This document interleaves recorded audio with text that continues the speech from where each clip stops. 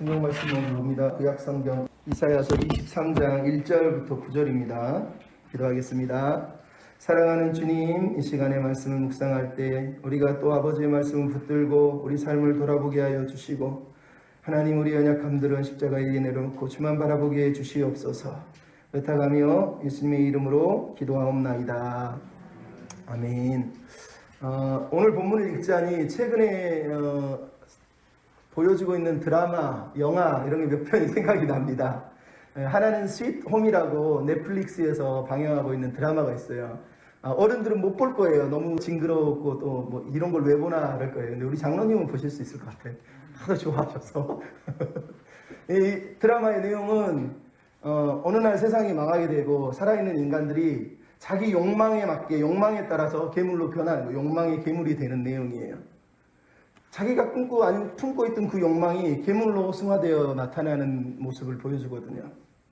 사람인데 사람으로 살지 않고 자기 욕망을 따라 살다 보니 괴물이 됐다라는 어떤 의미를 가지고 있더라고요. 그래서 그런 걸 보면서 참 우리도 잘못하면 이 욕망이 괴물이 되지 않을까 이런 생각을 하게 되더라고요.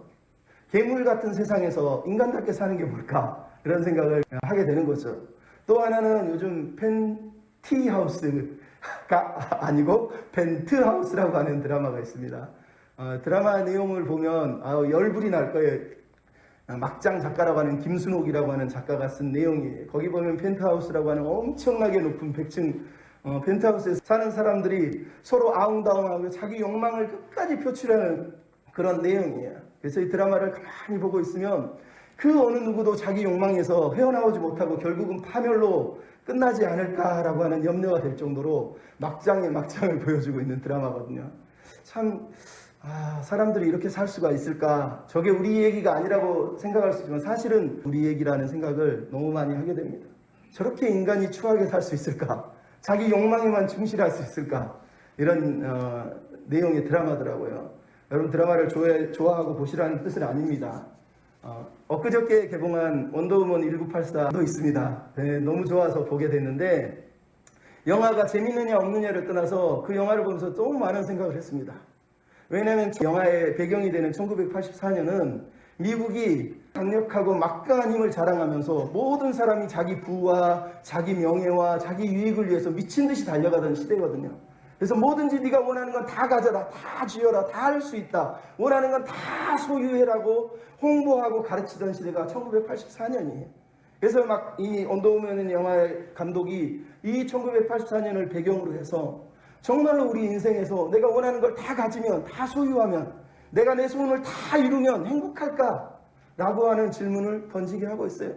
영화에 보면은 내 소원을 이루기 위해서 거짓의 신이라고 하는 마야 문명의 거짓 신에게 소원을 빌어서 자기가 신이 되는 사람의 이야기가 나오고, 자기 소원이 이루어지니까 남이 불행해지고 남도 소원이 이루어지니까 누군가 불행해지는, 말 그대로 모두의 소원을 다 이루어줬더니 행복한 게 아니라 오히려 다 불행해지는 역사들이 일어나는 게 그 영화 속에 드러나고 있어요. 마치 사단이 우리에게 거짓의 신이라고 그러잖아요. 네가 원하는 걸 다 들어줄게. 근데 사실은 가장 소원을 들어주는 게 아니라 가장 소중한 내 어떤 것을 빼앗아가기 위해서 그 소원을 들어준다는 거예요. 그러니까 영화의 내용이나 우리가 믿는 신앙의 내용이 그런 면에서 너무너무 비슷하다는 거죠. 여러분에게 묻습니다. 여러분은 행복하십니까? 다 가지면, 내가 원하는 거 다 이루면 행복하실 것 같습니까? 지금 내가 신앙이 이렇게 힘든 이유가 하나님이 내 소원을 안 들어주셔서, 내가 원하는 걸 이루어주지 않아서, 내가 뭐라도 이거 가지고 싶은 걸 주셨으면 내가 좀 더 하나님 기쁘게 해드릴 텐데, 헌금이라도 더 해드리고 기도라도 한 번 더 할 텐데 라고 생각하시면서 오늘 하나님 앞에 예배하는 사람들, 아니 예배도 안 하는 사람들이 세상에 많지 않을까 이런 생각을 하게 됩니다. 근데 말이죠, 소원을 다 들어주면 행복하지 않다는 거예요. 내가 원하는 걸 다 가지면 오히려 그게 나를 죽이는 일들이 벌어진다는 거예요. 그게 영화의 이야기고 오늘 본문 우리가 읽고 있는 본문 드로의 이야기이기도 합니다. 여러분 오늘 본문을 읽으면서 드로는 정말로 세상에서 원하는 걸 다 가진 민족으로 등장하고 있습니다. 다 가졌는데 그들이 행복했을까요?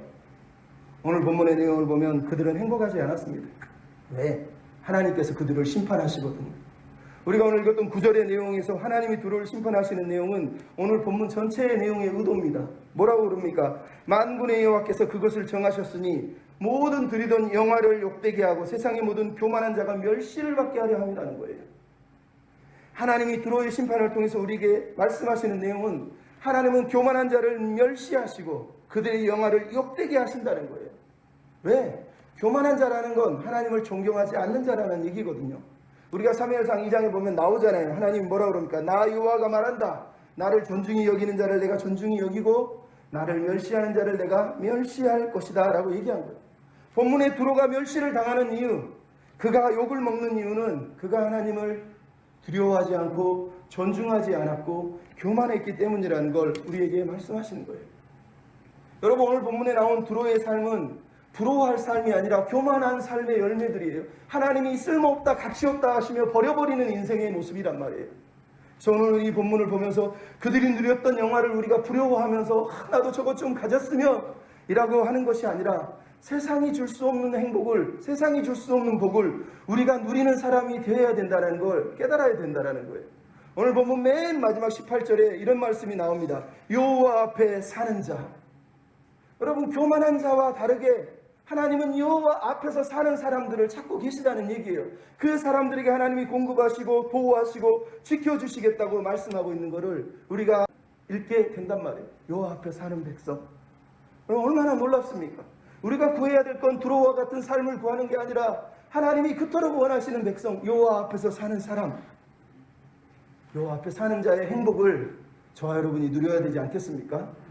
여러분, 그러기 위해서 우리에게 필요한 게 무엇입니까? 오늘 본문을 읽으면서 몇 가지 묵상하려고 합니다. 따라서 합시다. 세상의 부요함을 부러워하지 말라. 세상의 부요함, 세상의 부를 부러워하지 말라는 겁니다. 여러분, 앞에도 말했지만 교만한 사람은 결국은 하나님을 존중하지 않습니다. 자기가 하나님보다 더 높다 여기기 때문에 하나님을 인정하지 않고 사는 삶을 말하는 거예요. 그래서 하나님의 계획도 무시합니다. 하나님이 살아계시다는 것도 무시합니다. 하나님을 믿는다고 예배하지만 사실 하나님과 관계없이 자기 꿈과 자기 비전을 위해서 살아가는 백성이 교만한 백성인 거예요. 오늘 본문에 두로와 시돈을 멸망하신 이유가 바로 그거 아닙니까? 교만이에요. 교만. 교만은 늘 우리가 강조하지만 내 인생을 내 힘으로 건사하겠다는 것이 교만이에요. 핵심은 그겁니다. 하나님의 도움이 필요 없습니다. 하나님 같은 분 필요 없습니다. 내 힘으로 내 인생 건사할 수 있습니다. 내가 좀만 노력하면, 좀만 기도하면, 좀만 예배드리면, 좀만 헌금 드리면, 좀만 헌신하면 내 인생 잘 될 수 있습니다. 이 생각들이 다 교만한 거라는 거예요. 하나님은 우리에게 하나님을 인정하고 하나님의 주권을 인정하고 하나님을 무시하지 말고 하나님이 기대하는 삶을 살기를 원하는 거예요. 두로가 왜 심판을 받습니까? 그들이 가진 게 너무 많아서 그런 거예요. 그들이 붙들고 있는 게 너무 많아요. 그래서 하나님을 붙들 이유가 없는 거예요. 여러분, 유럽의 학자들이 영국 같은 이 사회보장이 잘 된 나라들을 보면서 슬퍼하는 이유가 있습니다. 그들은 천국을 믿지 않습니다. 왜? 나라가 다 해주거든요. 실업이 되면은 실업급여 주고 우리처럼 조금 주는 게 아니에요. 거기는 사회보장제가 너무 잘 돼 있어서 그냥 계속 놀면 노는 족족 그냥 먹고 살 수 있도록 보장해 주는 거예요. 보장제도가 잘못됐다는 게 아니라 그렇게 보장을 해주니까 그들이 하나님을 믿지 않는 거예요. 여기서 천국을 누리고 살겠다고 생각하는 거예요. 여기서 먹고 누리고 살다가 죽겠다고 얘기하는 거예요. 여러분, 오늘 본문의 두로가 바로 그런 존재들이라는 거예요. 우리는 지금 이사야 13장부터 23장 같이 10개의 열방 민족을 하나님이 심판하시는 이야기를 들었어요. 근데 이 심판의 마지막 최종 종착점이 두로라고 하는 나라라는 걸 우리가 오늘 보게 돼요. 놀랍지 않습니까? 바벨론으로부터 시작했던 열방 심판 예언이 이제 두로에서 마무리되고 있는 거예요. 제가 처음에도 말씀드렸지만 바벨론은 이스라엘 동쪽 해가 뜨는 곳에 위치합니다. 두로는 이스라엘 서쪽 해가 지는 곳에 위치합니다. 즉 해가 뜨는 곳부터 해가 지는 곳까지 모든 교만한 자, 모든 영화를 누리는 백성을 향해서 하나님이 심판하겠다고 말씀하시는 내용이 이사야 13장부터 23장 전체의 내용이란 말이에요.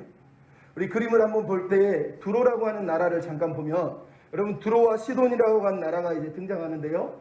여기 보시면 이렇게 분홍색으로 표현되어 있는 여기가 두로와 시돈이 지냈던 페니키아라고 하는 베니게라고 하는 동네를 말합니다. 두로와 시돈은 이 베니게라고 하는 동네에 가장 중요한 티레, 시돈이라고 사이돈이라고 써있는 이 두 나라가 가장 중심이 되는 나라가 바로 이 두로와 시돈이라고 하는 나라예요. 이스라엘 서쪽에 붙어있고 시리아 저 북쪽 그러니까 지금의 레바논이라고 하는 지역에 있는 나라가 바로 이 나라들이에요. 저기 보면 갈릴리 호수 바로 위에 두로가 있고 시돈이 있다는 걸 우리가 보게 돼요. 이 나라들이 놀라운 이유는 해안가에 딱 자리를 잡고 있고 여기서 조개를 통해서 자주색 염료를 통해서 많은 나라에게 자주색은 가장 귀한 옷감을 만드는 염료예요. 비단처럼. 그래서 엄청난 부를 누렸던 곳이 바로 이곳이에요. 그래서 페니키아라는 단어가 원래 자줏빛이라는 뜻이고 이게 셈적으로 번역을 하면 가나안이라는 단어가 돼서 가나안 민족이라고. 그래서 오늘 본문에도 이들을 가나안이라고 언급을 하는 이유가 바로 이 지역에 사는 사람들에 대해서 얘기를 하고 있는 거예요. 자주상사 루디아가 바로 이 자줏빛 이 지역의 것들을 갖다가 장사를 했던 것을 우리가 보게 되는 거예요.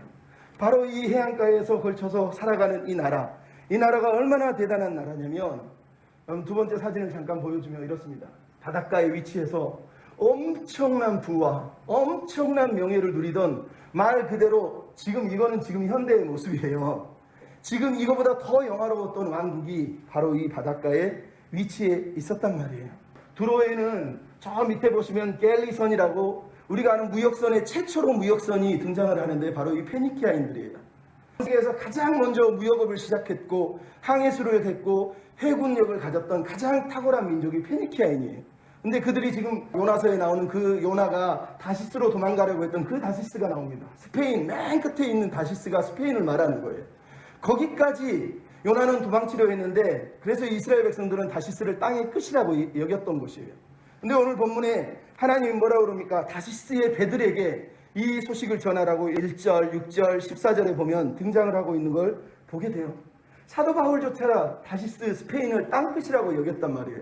근데 이 조그만 바닷가의 도시가 저 먼 땅끝까지 힘을 확장해서 영향력을 행사하고 모든 권력을 누리며 부귀와 영화를 누리면서 그 엄청난 부를 누렸던 민족이 바로 이 민족이란 말이에요. 그러면 이렇게 되는 이유가 뭘까요? 다음 사진 한번 우리가 보겠습니다. 여기 보시면 드로와 시돈이라고 하는 이 조그만 나라가 유럽과 아프리카와 그 다음에 위에 아시아 마이너와 밑에 이집트 모든 나라들이 드로와 시돈을 거쳐서 무역을 했다는 거예요. 육로로는 너무너무 시간이 멀리 걸리는데 해로를 통해서 무역을 해야 되는데 이 세 대륙을 트라이앵글처럼 딱 틀어막고 무역을 하던 나라가 드로와 시돈이었어요. 다른 나라들도 해안이 있고 다른 나라들도 무역 항구가 있었지만 드로처럼 시돈처럼 갤리선을 가지고 무역을 하는 나라는 그 당시는 없었던 거예요. 그래서 드로와 시돈은 유럽 전체 지중해를 다 지배하는 유럽 지중해 상권을 다 지배하고 있는 가장 강력한 민족이에요. 그래서 오늘 본문에서도 뭐라고 그럽니까? 열국의 시장이 되었다고 3절에 얘기하잖아요. Market of the world. 세상의 상점이 되어서 세상에서 파는 모든 걸 여기 가면 다 살 수 있었다는 거예요. 우리가 신약에는 고린도가 바로 거기죠. 저기 이집트에 보면 고린도, 그리스의 고린도가 있잖아요. 저 고린도가 바로 구약시대에는 두로와 같은 데예요. 모든 문화가 충돌하고 모든 유행들이 다 몰려오고 모든 부와 모든 자랑들이 다 들어오는 거예요. 우상들도 수입하고 생각들도 수입하고 세상에 좋은 건 다 여기서 팔 수 있어요. 그래서 이들은 심지어 마지막으로는 돈 벌기 위해서 사람까지 팔게 되는 인신매매까지 결국은 이 무역항에서 하게 된단 말이에요. 그래서 드로는 바로 이곳을 통해서 엄청난 부와 명예를 누린 거예요. 그래서 2절에 보면은 부요하게 된 시돈 때문에 부요하게 된 나라요 라고 얘기하고 3절은 열국의 시장이라고 말하고 있고 7절에는 희락의 성이요 먼 지방까지 발길을 올렸던 민족이라고 얘기하고 있고 8절은 면류관을 씌우고 고관들이요 세상의 존귀한 자들이었다라고 이 드로와 시돈 민족들을 불렀을 정도라는 거예요. 말 그대로 황금알을 낳고 있는 땅이라는 거예요. 얼마나 놀라운 땅입니까? 그래서 이 땅을 너무너무 욕심을 많이 냈어요. 아수르나 바벨론이나 이집트가 이 땅을 차지하기 위해서. 그러니까 이 옆에 있는 유다와 이스라엘은 언제나 고통을 당했죠. 왜? 이 땅을 통과해서 그 땅을 먹어야 되니까. 그렇게 엄청난 세력으로 이 땅을 무너뜨리고 싶었어요. 하지만 이 땅을 무너뜨릴 수가 없었어요. 왜? 다음 사진을 잠깐 보겠습니다. 드로는 멀리서 보면 해안가 도시가 있는 것 같지만 실제로 가까이서 가보면 드로는 육지 도시가 있고 섬 도시가 있었어요. 바로 700m, 800m에 떨어진 도시가 있었어요. 모든 경제 상권을 다 여기에 집중을 해놨기 때문에 아수르나 이집트나 바벨론이 드로의 육지를 쳐들어오면 이들이 다 물건을 싸서 섬으로 들어가 버립니다. 섬으로 들어가면 공격을 하면 할 수가 없어요. 왜? 이들은 이미 조선술이 너무 뛰어나고 항해술이 뛰어나서 막강한 해군을 가지고 있어서 그 누구도 드로를 무너뜨리지 못했어요. 그래서 드로는 말 그대로 오늘 본문에도 바다의 요새라고 불릴 정도로 강력한 요새였던 거예요. 그 누구도 두로를 무너뜨리지 못해요. 아수르도 바벨론도, 심지어 나중에 알렉산더 대왕이 이 성을 무너뜨리게 되는데 어떻게 무너뜨리냐? 우리가 아는 안시성 전투에서 양만춘 장군에게 당태종이 안시성을 점령하기 위해서 뭘 합니까? 토성을 쐈잖아요. 그것처럼 알렉산더가 여기서 끝까지 육지에서부터 흙으로 바다를 메워버립니다. 그리고 나서 두로를 쳐들어가서 두로를 멸망시켜요. 그때까지 두로는 무너지지가 않을 정도로 강력한 민족이 바로 이 두로였단 말이에요. 그러니까 이 두로를 그 시돈이나 그 이외에 있는 페니키아인들이 두로에 꽁똥 뭉쳐서 사는 거예요. 아무리 전쟁이 벌어지고 어려워도 두로를 의지하면, 두로에 피하면 모든 게 다 해결되었다는 거예요. 그니 이 사람들이 전쟁이 두려울 게 없어요. 가는 곳마다 모든 것 상권을 다 장악하고 있어요. 그러니까 부라는 부는 말 그대로 다 누리고 있는 거예요. 부족함이 없는 나라예요. 다음 사진을 잠깐 보겠습니다. 두로가 다시스까지 점령을 해서 다시스에 두로에 식민지가 있었어요. 카르타고라고 하는 북아프리카에 여기 보이는 밑에 있는 색깔들이 다 두로가 차지했던 그 당시의 식민지입니다. 우리는 서구 식민지 시대를 얘기하지만 이미 주저앉아 아주 옛날에 두로와 시돈이라고 하는 나라는 유럽 지중해 연안을 식민지화해서 통치하던 민족들이었다는 거예요. 엄청나지 않습니까? 놀랍지 않습니까? 이런 나라가 세상의 모든 부를 다지고 사는데 뭘 부러워하고 어떤 신을 믿겠습니까? 하나님을 믿을까요? 절대로 믿지 않죠. 그들은 딱 한 가지 생각만 있어요. 돈이면 다 된다. 돈이면 다 된다는 거예요. 두로가 가지고 있는 부가 얼마나 막강했는지 이집트나 유럽의 모든 상권이 여기를 통과하지 않으면 무역이 안 됐으니 이들이 가지고 있는 부는 우리가 상상할 수 있는 그 상상을 초월하는 거예요. 그럼 어떤 분들이 이런 두로를 보면서 야, 두로 행복했겠다. 아이고 부자의 나라에 살아서 참 좋았겠다. 뭐 이렇게 세상을 부러워하듯이 부러워하는 사람이 있을 수 있는데 여러분 하나님은 그걸 원하시지 않으세요. 여러분 두로 바로 옆에 뭐가 있었다고요? 유다가 있었어요. 유다인들은 항상 두로가 부러웠어요.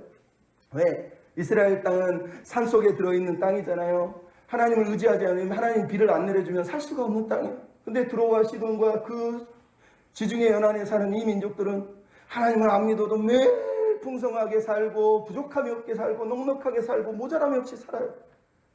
그러니까 유다는 항상 하나님을 믿지만 하나님보다 두로 같은 삶이 더 좋았던 거예요. 하나님 말씀 의지하여 사는 것보다 저 사람들처럼 그냥 막 떵떵거리고 살면 되게 좋겠는데 도덕이 무슨 의미가 있냐, 말씀이 십계명이 무슨 의미가 있냐, 우리도 좀 행복하게 살자, 이 마음이 늘 있었던 거예요.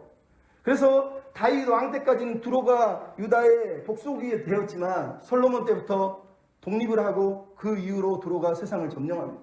솔로몬이 뭘 했습니까? 1000명의 후궁을 드릴 때 두로와 시돈에 있는 여인들을 데려다가 그들을 통해서 예루살렘에 바알과 아스다롯이라고 하는 두로의 가나안 우상들을 들여놓게 되잖아요.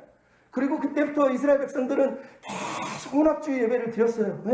하나님도 믿고 바알도 믿으면서 좀 더 잘 살면, 좀 더 행복하면, 좀 더 많이 가질 수 있으면 어떤 신이든 좋지, 하나님 괜찮죠? 그러면서 하나님의 이름을 부르고 예배하면서 바알을 섬겼단 말이에요.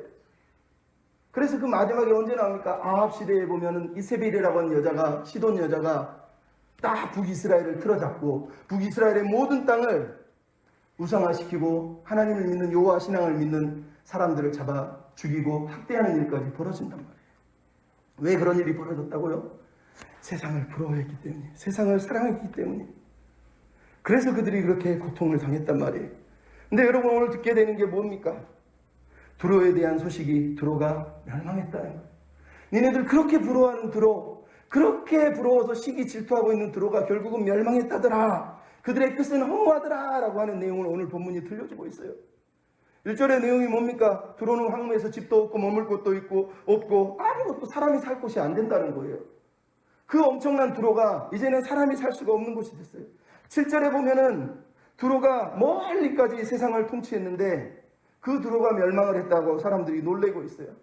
12절에 보면 두로가 여기저기 자기 식민지로 도망을 가는데 거기서도 평안을 누리지 못해서 아이고 어떻게 그러면서 죽는 소리를 하고, 그리고 15절 16절에 보면 두로가 지금은 늙은 창녀처럼 한때 젊었을 때의 그 기생의 영화를 다 빼앗겨버리고 쭈글렁탱이가 된 늙은 창녀처럼 슬퍼하는 모습을 오늘 본문이 우리에게 들려주고 있단 말이에요. 왜 이 얘기를 들려준다고 했습니까? 이미 9절에 우리가 언급했지만 두로가 멸망한 이유는 딱 하나예요. 교만했기 때문이에요. 자기가 가진 것 때문에, 돈이면 다 된다는 생각 때문에 하나님을 무시하고 사람을 우습게 여기고 인간을 우습게 여기고 사람조차 파는 그런 아주 못된 짓을 했기 때문이라는 거예요. 그래서 그들 뭐라고 그럽니까? 면류관을 씌우던 자, 상인들은 고관이요 세상에 존귀한 자라는 거예요. 무슨 얘기인지 아시겠어요? 돈이 너무 많았기 때문에 두로는 모든 식민지에 가서 자기가 원하는 왕을 세우고 자기가 원하는 고관을 세우는 면류관을 씌우는 자였다는 거예요. 돈만 있으면 한 나라조차, 모든 나라조차 돈으로 통제했던 나라가 바로 이 두로였다는 거예요. 근데 여러분, 우리가 이런 나라를 부러워합니까? 하나님은 시편 2편에 뭐라 그럽니까? 열방이 분노하고 민족이 허사를 경영하는구나. 하나님께서 하늘에서 웃으시며 주께서 저희를 비웃으시리로다 라고 말하고 있는 거예요. 여러분, 왜 세상의 부를 부러워하면 안 됩니까? 돈이면 다 된다는 그 삶에는 인생의 가치도 의미도, 인생이 왜 살아야 되는지 아무런 목적도 의미도 발견할 수가 없어요. 그래서 하나님이 말씀하신 거예요. 하나님은 우리의 창조주고 우리를 향한 계획이 있으시고 우리를 통해서 하나님이 하실 일들이 있기 때문에 하나님이 기대하는 삶을 사는 건 하나님께로 돌아오고 하나님께 무릎 꿇는 거 외에는 방법이 없단 말이에요. 근데 하나님을 모르고 살아가는 그들의 인생은 하나님에 향한 마음의 공간이 없으니까 인생이 허무한 거예요. 모든 것이 허무해지는 모습을 본단 말이에요. 그래서 여러분, 우리는 이런 두로와 같은 인생을 부러워하며 살면 안 됩니다. 여러분, 영화 베테랑이라고 하는 영화에 보면은 유아인이라고 하는 대기업의 그 아들이 막 갑질을 합니다. 근데 영화 주인공인 황정민이 형사로 나오는데 맨 마지막에 이런 대사 한마디 합니다. 내가 돈이 없지 가오가 없냐? 이렇게 얘기합니다. 여러분, 우리도 마찬가지입니다. 하나님은 우리한테 말씀하시는 거예요. 네가 돈이 없지 신앙이 없냐? 근데 우리는 너 신앙 없어도 돼요. 돈만 주세요. 여러분, 우리가 그렇게 살아야 되겠습니까? 하나님은 우리에게 돈은 없어도 되지만 신앙은 있어야 된다. 하나님을 의지하고 신뢰해야 된다라고 우리에게 말씀하시는 거예요. 우리에게 그런 믿음이 있었으면 좋겠습니다. 제가 필리핀에서 가르쳤던 아이 중에 하나가 나중에 부모가 어려움을 당하니까 한국에 와서 공부를 했는데 영어를 좀 하다 보니까 저기 용인에 판사들, 검사들이 모여 사는 데서 영어로 통역을 하는 일이 벌어져요. 그러다 보니까 검사, 판사들 만나면서 그 일을 하다가 나중에 저한테 와서 그러더라고요. 목사님, 왜 예수 믿고 이렇게 힘들게 삽니까? 저 사람들이 예수 안 믿어도 저렇게 하늘 높은 줄 모르는 권세를 부리면서 온갖 짓을 다 하면서 사는데 내가 왜 예수를 믿습니까? 그러더라고요. 얼마나 마음이 아팠는지 모릅니다. 그 아이가, 그 부모는 하나님 앞에서 처절하게 기도하고 있어요. 지금도 기도하고 있어요. 저는 그 아이가 지금 돌아왔는지 모르겠어요. 근데 저희 지금도 기도하고 있습니다. 두 번째로 따라합시다. 인생의 주인은 하나님이십니다. 여러분, 오늘 본문에 이 죽음의 소식이 다시스의 배를 통해서 지금 온 세상에 퍼져나가는 그림을 우리에게 보여주고 있습니다. 하나님이 지금 다시스의 배들을 통해서 온 세상에 두로가 망했다는 소식을 전파하게 하고 있는 거예요. 이 소식을 통해서 우리에게 주시는 도전이 뭡니까? 우리가 복음을 전하는 자, 우리가 해야 될 일이 바로 그거라는 거예요. 죽음의 소식을 전할 뿐만 아니라 구원의 소식을 전해야 된다는 거예요. 이 땅에 하나님 믿지 않으면 죽음이 임하지만 하나님을 믿으면 구원이 임한다는 소식을 전할 자라야 바로 우리라는 거예요. 그래서 여러분, 오늘 본문 1절에 보면 다시스의 배들이 두로를 향하여서 들어오고 있는데 두로에 도착하기도 전에 두로가 망했다는 소식을 보고 벌벌 떱니다. 그랬더니 하나님께서 다시스의 배들에게 너 열방으로 가서 두로가 망했다고 선포해라. 너 그동안 식민지 당했는데 네 나라가 자유를 얻었다고 네 나라에 선포해라 그러면서 두로가 멸망했다는 소식을 이 다시스의 배들에게 전하게 합니다. 그래서 1절과 14절의 내용이 뭡니까? 다 다시스의 배들이 등장하는 거예요. 다시스의 배들이 결국은 죽음의 소식을 듣고 나가서 죽음의 소식을 전하는 일을 하고 있단 말이에요. 근데 여러분, 죽음의 소식만 전합니까? 오늘 보면 8절에 뭐가 나옵니까? 다시스를 누가 멸망시켰냐? 누가 이 멸망을 정했느냐는 거예요. 9절에 여호와께서 정하신 것이라는 거예요. 결국은 이 예언의 말씀을 통해서 유다에게, 우리에게 주는 교훈이 그거예요. 세상에 우리가 전할 소식은 두 가지. 하나는 죽음의 소식이며 또 하나는 구원의 소식이라는 거예요. 그 죽음을 이길 힘은 만군의 여호와 하나님이 우리 인생을 주관하고 계시다는 걸 알려주고 믿게 하는 거고, 우리 또한 믿어야 된다라고 오늘 본문이 말씀을 하고 있는 거예요. 여러분, 두로와 시돈은 돈만 있으면 다 된다고 믿었어요. 집도 사고 나라도 사고 여자도 사고 자기가 가지고 싶은 모든 걸 다 샀어요. 하지만 두로와 시돈이 살 수 없는 게 있었어요. 돈으로 못 샀어요. 뭘 못 샀습니까? 심판을 피할 수 있는 생명의 복음, 어둠의 허무함을 무너뜨릴 수 있는 영원한 소망의 복음, 죄에서 건져줄 수 있는 구원의 복음을 그들은 돈으로 살 수가 없었어요. 그래서 멸망한 거예요. 그래서 하나님 우리에게 말씀하신 그 돈 많은 시돈과 두로가 그 돈으로 그 복음을 못 썼다는 걸 깨닫게 하는 거예요. 그래서 우리는 돈을 사랑하고 돈을 전하는 사람이 아니라 하나님의 구원의 복음, 만군의 여호와께서 온 땅을 통치하시고 우리 인생의 주인이라는 것을 전하는 사람이 되어야 된다라고 우리에게 지금 말씀하고 있다는 거예요. 그래서 이사야 마지막 절에 보면 하나님께서 다시스의 배들에게 복음을 전하라고 다시스의 배들을 다시 파송하는 사건이 이사야 66장에 보면 19절에 또 등장하는 걸 우리가 보게 돼요.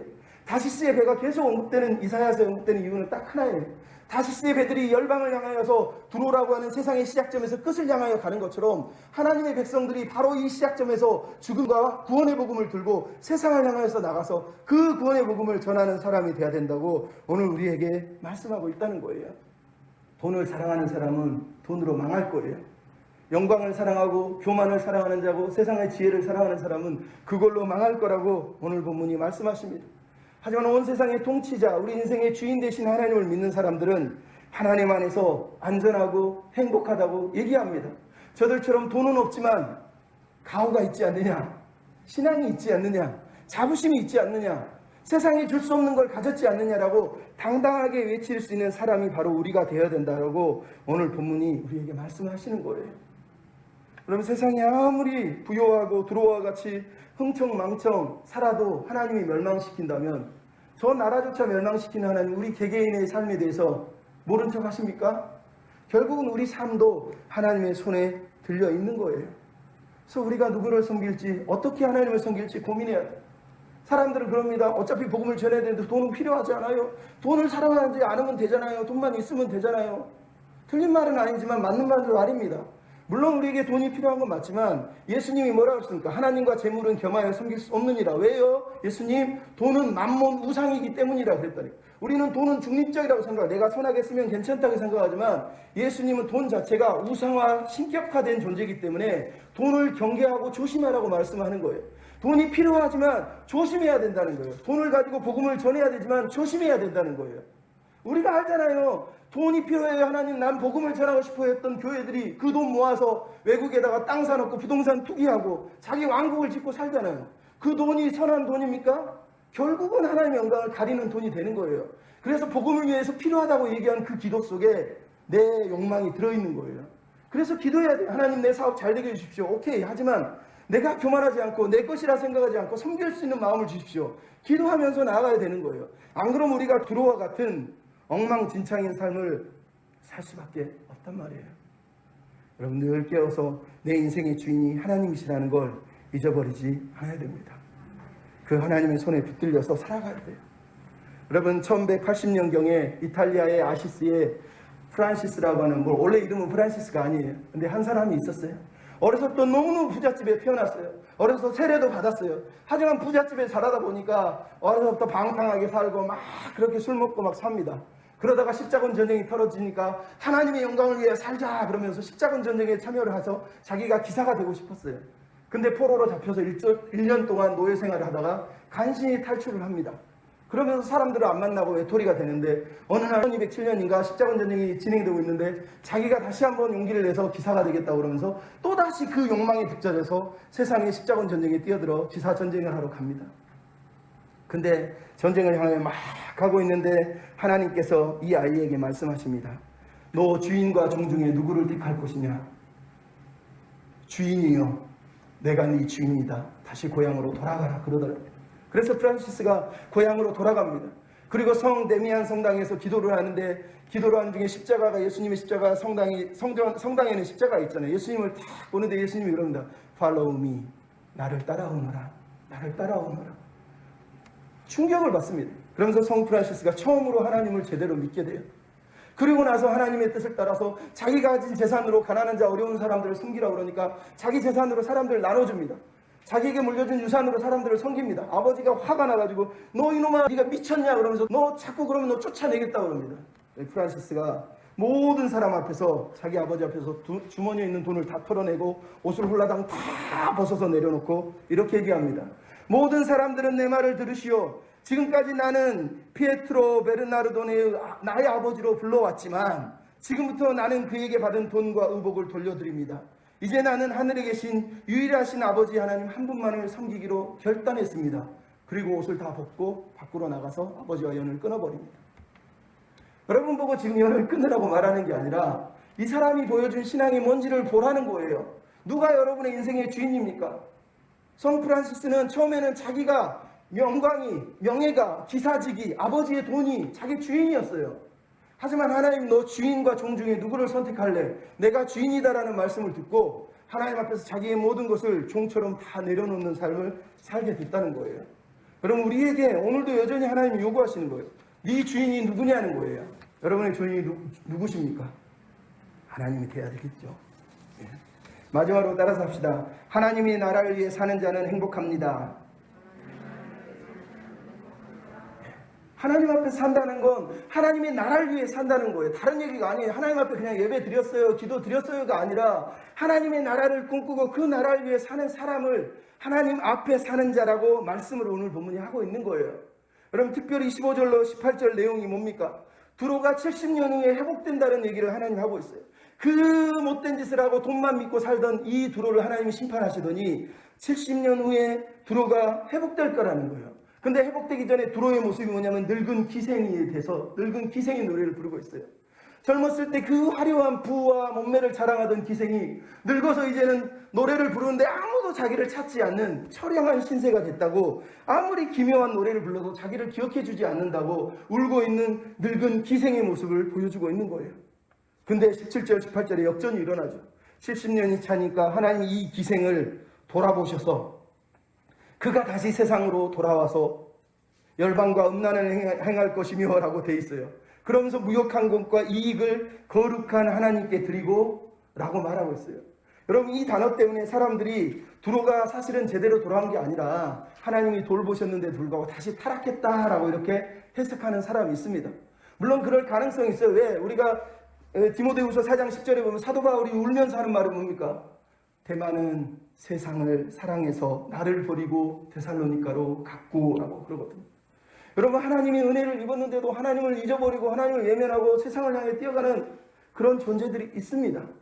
우리는 그런 사람이 되어서는 안 되겠지요. 하지만 오늘 본문에 들어오는 그런 모습이 아니에요. 그래서 학자들은 다른 해석을 하고 있어요. 오늘 본문의 기생, 음행 이런 단어들은 언어상 부정적인 건 맞아요. 하지만 이 말은 그가 실제로 음행을 했다는 게 아니라 과거에 돈을 벌고 돈을 벌어서 살았던 삶을 지금 음행이라고 표현을 하고 있는 거예요. 여전히 두로는 다시 70년 후에 회복이 돼서 이전처럼 무역업을 할 것이라고 말을 하고 있는 거예요, 사실은. 근데 중요한 건 뭐예요? 18절에 그가 하나님께 무역한 것과 이익을 거룩히 드리고 다시는 자기 것이라고 쌓아두거나 보관하지 않고, 그리고 그것을 하나님 앞에 사는 자를 위하여 사용하도록 하고 있다라는 내용을 우리가 지금 읽고 있는 거예요. 여러분, 놀라운 변화의 이야기를 우리가 사실은 들려주고 있는 거예요. 하나님을 믿지만 우리가 하나님 믿는다고 직장 때려칩니까? 하나님 믿는다고 우리가 했던 일들을 버립니까? 아니에요. 그가 바뀐 거는 일이 바뀐 게 아니라 가치관이 바뀐 거예요. 주인이 바뀐 거예요. 옛날에는 돈이 주인이었지만 이제는 하나님이 주인이 됐다는 거예요. 그래서 그가 일해서 번 돈, 얻었던 이익들을 가지고 하나님께 드리고 있는 걸 얘기하고 있는 거예요. 지금 두로가 이렇게 변했다라고 우리에게 말씀하고 있잖아요. 여러분, 우리가 하나님을 믿는다고 다시 말씀드리면 돈이 필요 없는 게 아니에요. 아까도 말씀드렸죠. 우리가 하는 일들을 때려쳐야 되는 게 아니에요. 내 인생의 주인이 누군가를 결정하고 일하는 게 중요한 거예요. 두로는 지금 자기 인생의 주인이 바뀐 거예요. 옛날에는 돈이 우상이었고 돈이 주인이었고 그래서 교만했지만 이제는 하나님을 주인으로 섬기기 때문에 하나님께 자기가 얻은 것을 거룩히 하나님 앞에 올려드리고 있는 걸 우리가 지금 보고 있는 거예요. 여러분, 하나님을 믿는다면 우리 인생은 이렇게 변해야 됩니다. 처음에는 나를 위해 돈 벌고 나를 위하여 살고 내 가족을 위하여 살았지만 이제도 열심히 돈 벌고 열심히 일하지만 이제는 하나님의 일을 위하여, 하나님의 나라를 위하여, 하나님 나라를 위하여 사는 사람들을 위하여 사는 백성이 되어야 된다는 걸 오늘 본문이 보여주고 있잖아요. 여러분, 누가복음 16장에 예수님이 뭐라 그럽니까? 불의한 청지기를 향해서 불의한 재물로 친구를 사겨라. 예수님이 말씀하실 때 그 불의하다는 단어가 뭐예요? 우리가 하는 모든 돈은 만몬과 같은 성격이 있기 때문에 불의한 거예요. 하지만 그 불의한 돈을 가지고 하나님 나라를 위해 살면 이 불의한 것이 하나님 앞에 거룩함이 될 수가 있다는 얘기를 하는 거지, 내가 나쁜 짓에서 번 돈을 내가 도둑질한 것을 드려라라고 말하고 있는 게 아니란 말이에요. 여기서 말하는 음행은 말 그대로 예전에 자기를 위해 살았던 삶을 말하는 거예요. 근데 그것을 이제는 하나님 앞에 드리고 있다고 오늘 본문이 말씀을 하고 있는 겁니다. 그러면 여러분, 우리 삶을 돌아보십시오. 예수님은 그랬잖아요. 먼저 그 나라와 의를 구하라. 무엇을 먹을까 입을까 염려하지 말라. 그럼 어떻게 염려하지 않을 수 있습니까? 염려할 수 있어요. 하지만 그럼에도 늘 하나님이 내 주인이십니다. 나는 당신의 나라와 의를 위해 살아야 될 백성입니다. 기도하면서 하나님 도와주세요. 하나님 도와주세요. 이러면서 살아야 되는 겁니다. 여러분 2020년 한 해 잘 보내셨습니까? 살림 좀 늘어났습니까? 살림살이 좀 좋아지셨습니까? 행복하셨습니까? 우리가 행복한 건 살림살이가 늘어나서가 아니라 하나님 앞에 살았기 때문이에요. 하나님의 자녀였기 때문이잖아요. 그러면 2021년에도 여러분에게 비전이 있고 소원이 있다면 내 살림 늘려주십시오. 돈 좀 더 주십시오가 아니라 하나님 내가 오늘 보니까 교만한 자를 멸시하신다 그러는데 내가 하나님 앞에 사는 사람이 되게 해주십시오. 교만하지 않게 해주십시오. 하나님 앞에 벌벌 떨면서 하나님을 두려워하면서 예배하는 백성이 되게 해주십시오. 그리고 하나님을 사랑하게 해주십시오. 이렇게 기도해야 되지 않겠습니까? 하나님 앞에 사는 자가 누굽니까? 이사야서는 이미 정해놨잖아요. 세상의 영광과 지혜와 자랑과 그 모든 부를 초계와 같이 버리고 하나님 말씀만 붙들고 있는 이사야와 같은 사람, 그 사람이 하나님 앞에 사는 사람이란 말이에요. 자기 이익과 명예와 유익을 위해 하나님을 이용해 먹고 하나님의 이름을 빌어먹으며 사는 사람이 아니라 그것들을 내려놓고 진짜 하나님만을 바라보고 하나님의 꿈과 하나님의 비전을 위해서 비록 연약하고 부족한 삶이지만 하나님께 올려드리는 사람, 그 사람이 지금 하나님 앞에 사는 자라고 이사야서가 우리에게 얘기하는 거예요.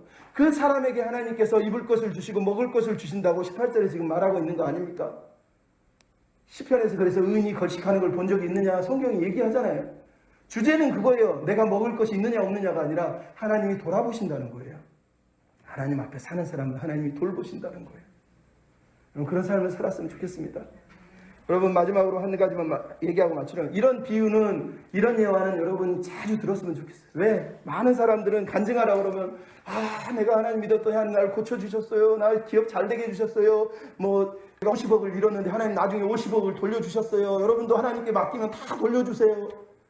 그게 무슨 간증입니까? 좀 죄송하지만 그럴 수 있죠. 하나님 능력이 있지만 하지만 진짜 간증은 그런 게 아니에요. 하나님이 내 주인이십니다. 나는 주인이 아니고 종입니다. 거기서 끝내면 되는 거예요. 그럼 1800년도에 미국에서 유명한 낙농업 회사의 아들이었던 윌리엄 버든이라고 하는 사람이 있습니다. 여러분 많이 들어보셨을 거예요. 하지만 한 번 더 들으셔도 돼요. 이런 위안은. 그는 어려서부터 완전히 부유한 가정에 태어났지만 어머니의 인도로 신앙을 갖게 돼요. 그리고 고등학교 때 어머니의 선물로 유럽 여행을 하다가 유럽의 가난하고 어려운 아프리카의 그 어려운 사람들의 소식을 듣고 나서 성경책에다 글씨를 하나 씁니다. 뭐라고 썼는지 아십니까? 남김이 없이, 나는 아무것도 남김없이 하나님께 드리겠다. 이렇게 씁니다.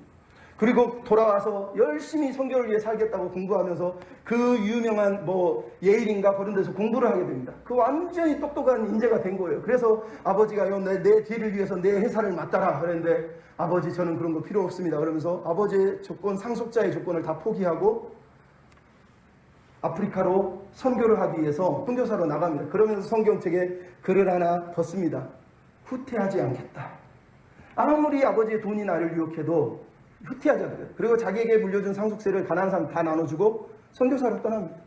선교사로 떠나는데 언어가 필요해요. 이슬람 사람이 선교사에 이슬람어를 배워야 돼서 이슬람 지역에 들어가서 열심히 언어를 공부하고 있는데 그때가 나이가 25세입니다. 근데 그때 갑자기 뇌막염이 걸려서 결국은 사망을 하게 돼요. 근데 죽기 전에 그가 성경책 뒤에다가 하나를 더 썼어요. 후회하지 않는다. 여러분은 어떤 신앙을 살고 있습니까? 하나님을 믿겠다고, 주님을 따라가겠다고, 주님을 위해 살겠다고 말해놓고 늘 뒤를 돌아보고 좀 더 남겨놔야지. 요거는 남겨놓자. 또 돌아보고 에이 지금은 후퇴할 때야. 더 이상 하나님 쫓아가면 안 돼. 또 말이야. 내가 왜 그때 하나님 앞에 저렇게 살았을까? 에이 그때 신앙으로 결단 안 했으면 내가 더 좋았을 텐데. 후회하고 이렇게 살고 있는 거 아닙니까? 여러분 우리 주님은 하나님의 나라를 위해 살겠다고 말씀하시면서 물과 피를 다 쏟으시면서까지 남김없이 후퇴하지 않고 후회하지 않고 하나님의 나라를 위해 사셨던 거예요. 2020년이 되고 이제 2021년이 다가옵니다. 여러분 2021년에 어떻게 사시겠습니까? 오늘 여기서 내가 남김없이 후퇴하지 않고 후회하지 않고 살 수 있다면 2021년은 하나님 보시기에 더 아름다운 삶이 될 거예요. 우리가 주님을 따라가겠다고 고백했지 않습니까? 그렇다면 우리 또한 남김없이 하나님 앞에 후퇴하지 않고 후회 없이 하나님을 위해 살아가는 그런 저와 여러분이 다 되셨으면 좋겠어요. 그럼 우리가 오늘 불렀던 찬양을 한 번 더 부르려고 합니다. 나 주님의 길을 가리라. 그럼 가사를 보십시오. 얼마나 놀라운 가사입니까? 나 주님의 길을 가르라. 하늘의 부르심을 따라서 물과 피를 쏟으신 그분을 생각할 때 주님 나 사랑합니다. 주님 위해 살겠습니다. 여러분 우리가 소돔, 고무라, 도로, 시손 이런 세상의 소리를 듣지 않고 하늘의 소리를 듣고 그분의 부르심을 따라 걸어가고 있지 않습니까? 그 부르심 앞에 순종하고 주님을 위해 나 살겠습니다 고백하면서 결단하며 나아갔으면 좋겠습니다. 나 주님의 길을 가리라. 내 아들 이름으로 고백합시다. 나 주님의 길을 가리라. 하늘의 부르심 하늘의 부르심 따라서 주님의 얼굴을 구할 때 거룩한 성령과 물과 피를 쏟으신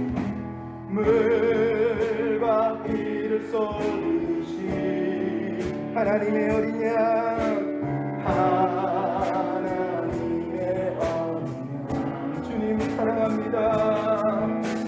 주님 사랑합니다. 오 주여 나를 주소서.